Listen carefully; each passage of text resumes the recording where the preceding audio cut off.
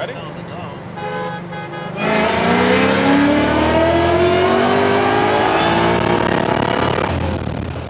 How is it going, guys? Drew Peacock here, back with another video, and I might just be doing something really stupid to this car. You guys know I love this car. This is potentially my favorite car that I've ever had. It's neck and neck with the Supra, which is cooked in there, obviously. But one thing I've never been happy about with this car is the paint. I do like most of it, but years ago when I had the hood painted, whoever did it did kind of a half-assed job. So you can see sanding marks through the paint. Like, it looks like there's swirls all over it, but it's under the paint. No matter how much I polish it, it won't come off, which is really, really annoying. And if you look at this car, there's a lot going on. I mean, we got a wide body kit, we have ducts, we have vents, we have louvers, we have a wing. There's a lot going on this car, and I have wrapped it once before, and I think I'm dumb enough to try to do it again. I hate wrapping cars, I really do. I've wrapped this car, I've wrapped Mammy's 3-valve, I wrapped Brian's Lexus IS300. Did I wrap anything else? I think that's it. I hate it with a passion. But since I sort of have some space in the garage now that I can like roll the Supra in and out, I can really take my time on this and do a good job if I want to. I just gotta sit there and meticulously do it. But that involves removing all of the ducts, drilling out all of the rivets, removing the hood pins, taking off all of the extra bits and pieces. I don't think I can take off the wide body. I've tried in the past and it's been on there for like 12 plus years, so it ain't coming off. But take off the wing and literally wrap it by myself, piece by piece. I've talked with Cali Auto Design about wrapping the car, and he said it would be a lot of work, and normally he hooks me up with wraps, and I appreciate that from him. But on this one, with the amount of work that it would take, I wouldn't even expect him to hook me up on it. And he also said it would take him a long ass time, and he would hate to A, have my car for a long ass time and slowly work on it, and B, he would hate for it to kind of just take up a lot of space in his shop, especially if he's cutting me a deal anyways. Like, he's not gonna make that much money on it regardless. So I understand.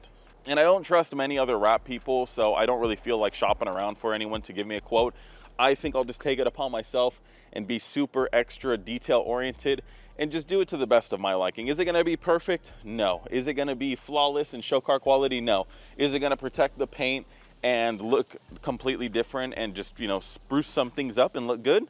Yeah, I think so. I think that's a good possibility. So today what we're gonna do is pick up Eric, and then we're gonna meet up with one of our buddies, Brandon. He just started up his own vinyl business. So we're gonna go meet up with him, look at some colors, get some input, see what he thinks, and then hopefully we can have a color selected for today.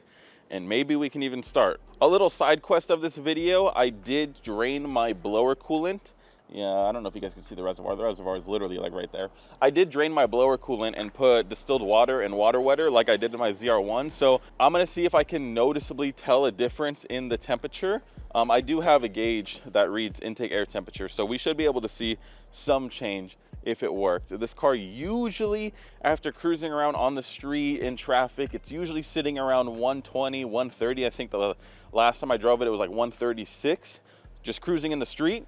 Obviously at night or on the highway, that changes. But if we can see either A, the intake air temp dropping faster once we start moving, then that means it's working, or B, just overall lower intake air temps, that means it's working as well. Bleeding the system on this car was kind of a bitch. You have to, but yeah, I'm gonna do a cold start really quick. Comment down below what color you guys would wrap this car.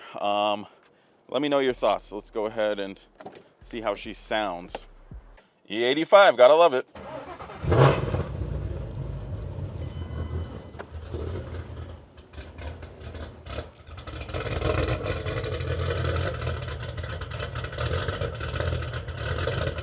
Damn, it sounds cammed as fuck.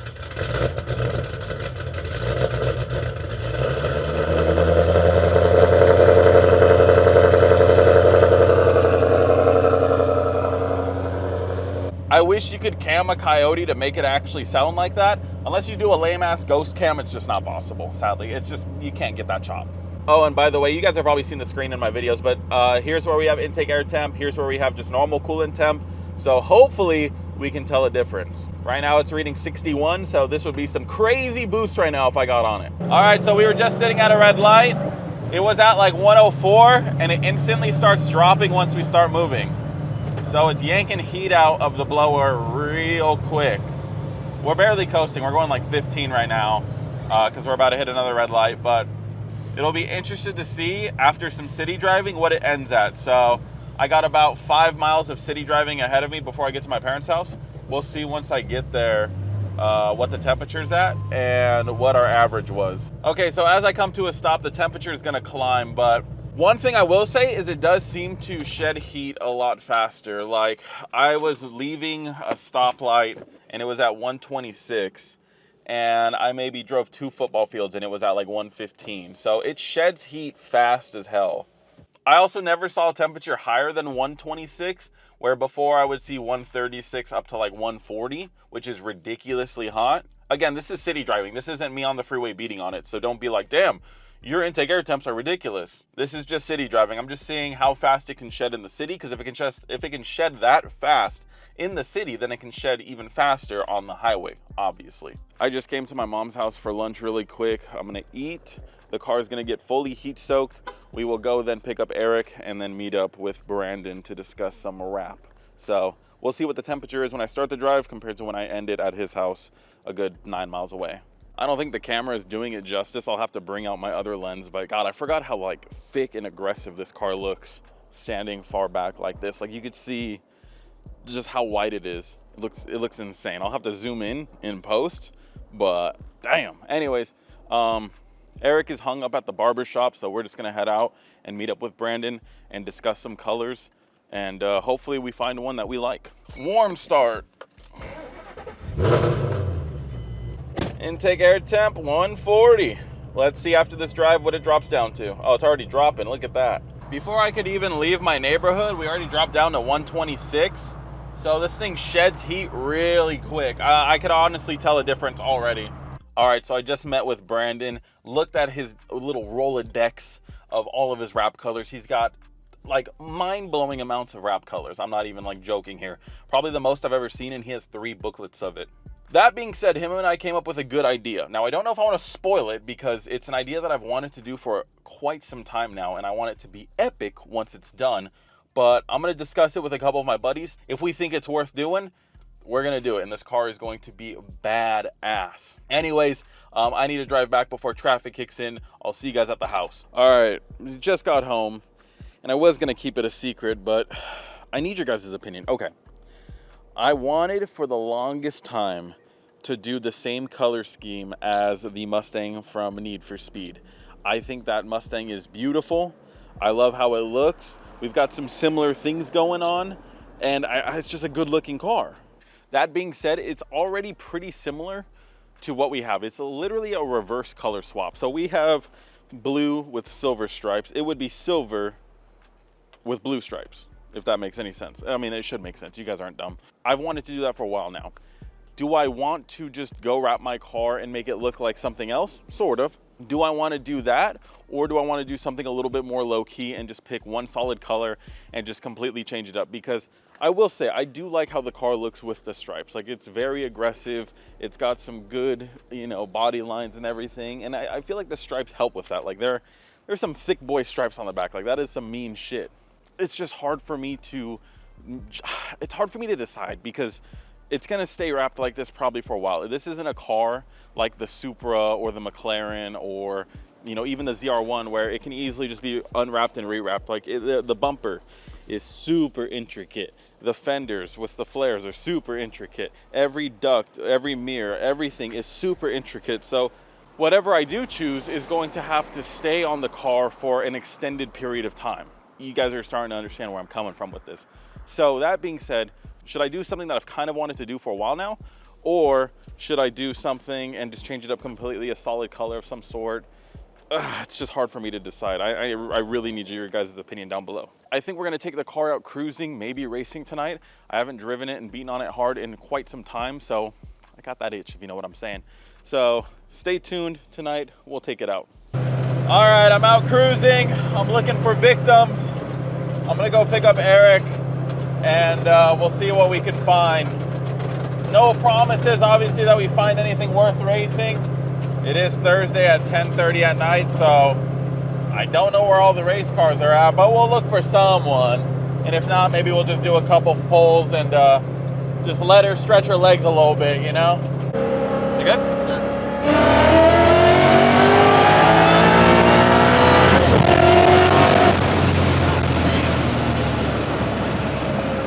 All right, we're gonna downshift in a second and try a second gear. I do have this car coming up kind of hot.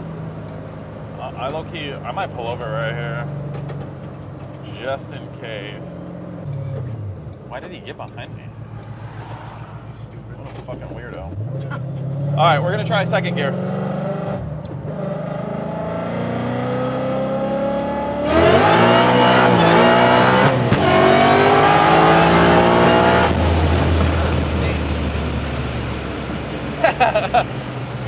Kept it straight. You recording?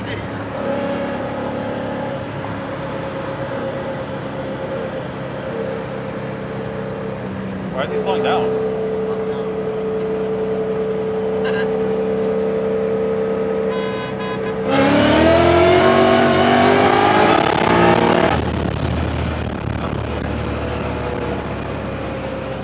He probably just wanted to see what it was going to do. That's my guess. That was very quick, yeah. We knew it wouldn't.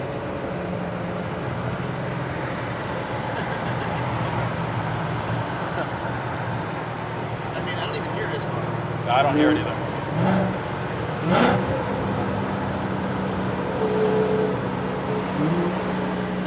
I hear something. Better hurry up. Ready? Tell him to go.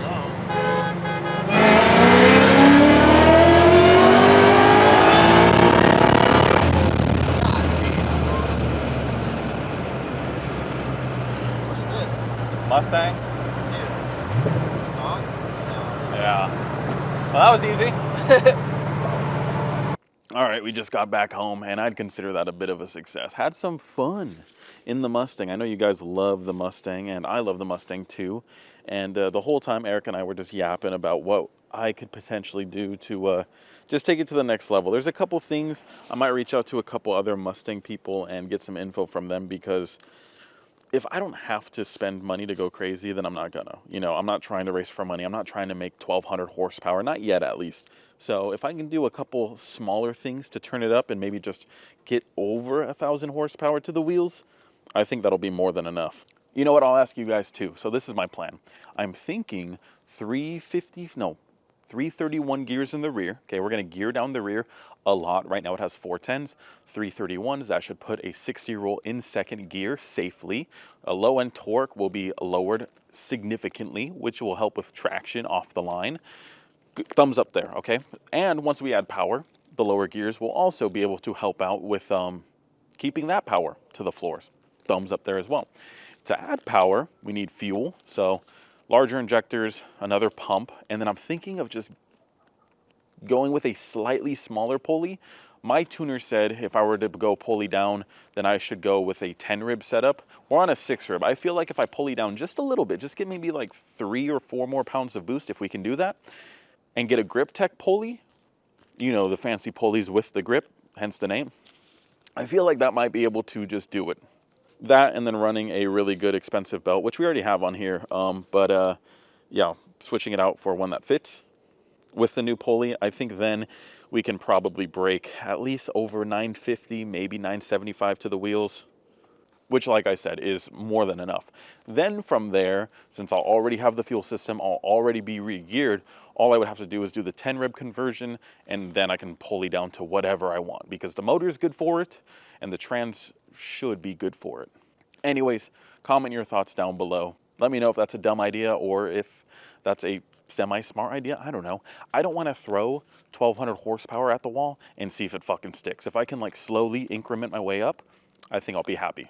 Comment your thoughts, subscribe, and until next video, peace.